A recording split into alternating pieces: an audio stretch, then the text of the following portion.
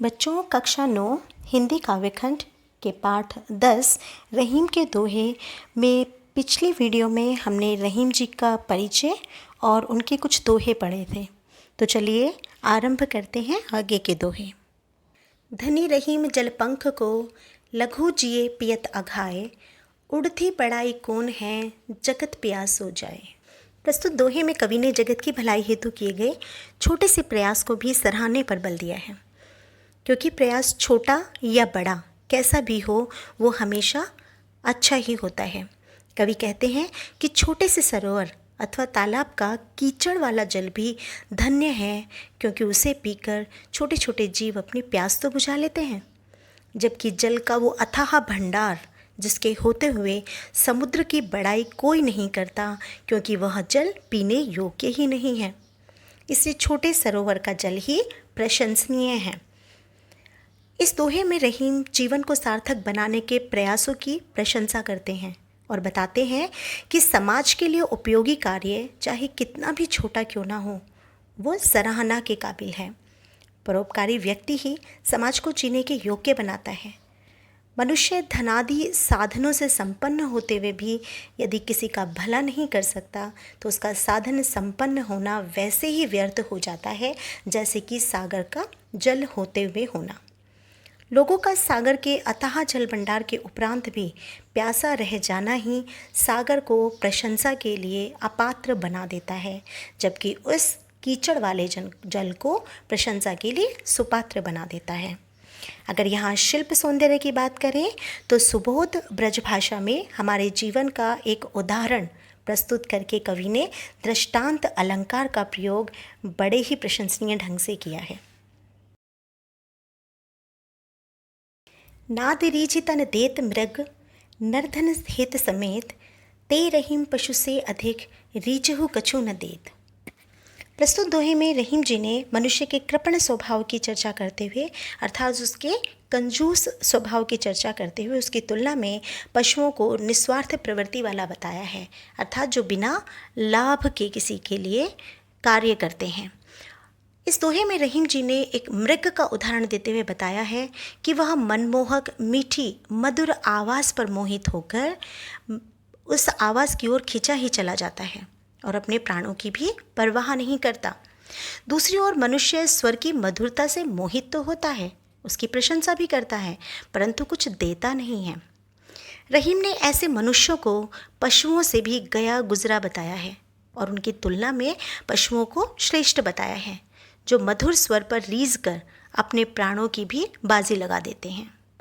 यहाँ शिल्प सौंदर्य में हम कहें तो ब्रज भाषा में सरल सहज शब्दावली में दृष्टांत अलंकार का प्रयोग करते हुए बताया गया है कि यदि हम किसी के गुणों से प्रभावित हैं तो उसकी प्रशंसा करने में कृपणता नहीं बरतनी चाहिए, अर्थात कंजूसी नहीं करनी चाहिए। बिगड़ी बात बनई नहीं लाख करो किन कोय, रहीमन फाटे दूध को मथे न माखन होए। कवि हमें इस दोहे के द्वारा आपसी व्यवहार में किस प्रकार अप्रिय परिस्थितियों से बचा जा सकता है यह बताते हुए कहते हैं कि एक बार अगर बात बिगड़ जाती है ना, तो कितनी भी कोशिश करने पर वह बन नहीं पाती। तो यहाँ रहीम जी कहते हैं कि यदि किसी असावधानी के कारण कभी भी कोई अप्रिय स्थिति उत्पन्न हो जाती है तो बात बिगड़ जाती है और उसे लाखों प्रयास करने पर भी वह पुनः बन नहीं पाती।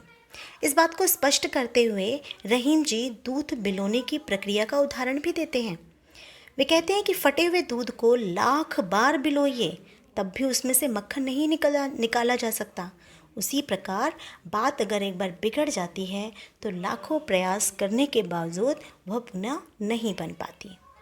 तो यहाँ शिल्प सौंदर्य की बात करें तो ब्रजभाषा का प्रयोग किया गया है। बिगड़ी बात बनई में ब की आवृत्ति से अनुप्रास अलंकार है, किन कोय में क की आवृत्ति से भी अनुप्रास अलंकार है और दूध बिलोने का उदाहरण देने से उन्होंने दृष्टांत अलंकार का प्रयोग किया है। रहीमन देखी बड़ेन को लघु न दीजिए डारी, जहाँ काम आवे सुई कहा करी तलवारी। प्रस्तुत दोहे में रहीम जी ने समाज में बड़े और छोटे सभी के महत्व को समझाया है। रहीम समाज में सभी को उपयोगी मानते हैं।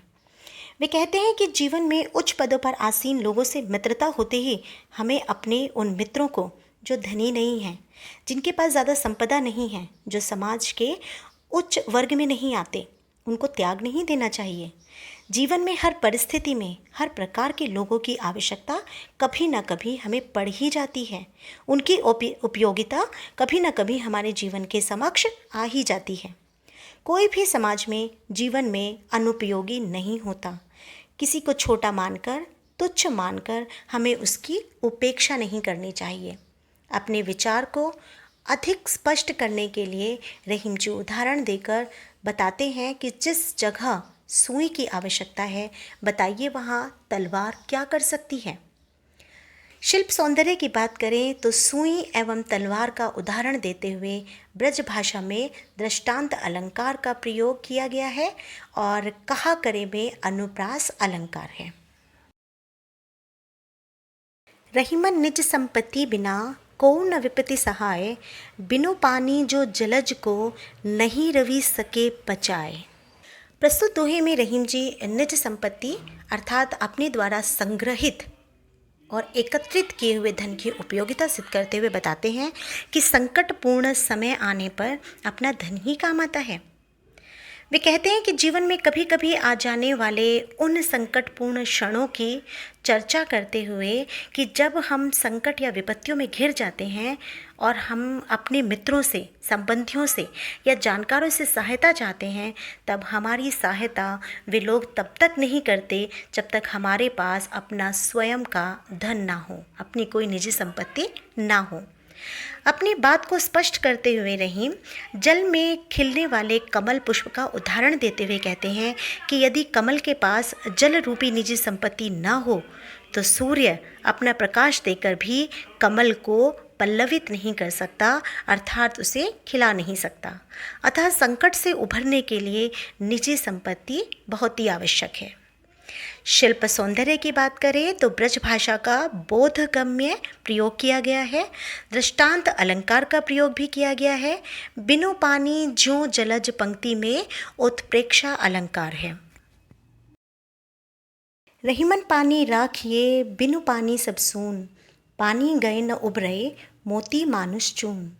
इस दोहे के द्वारा रहीम जी ने पानी के महत्व को समझाया है। यहाँ कवि पानी को 3 संदर्भों में प्रयोग करते हैं।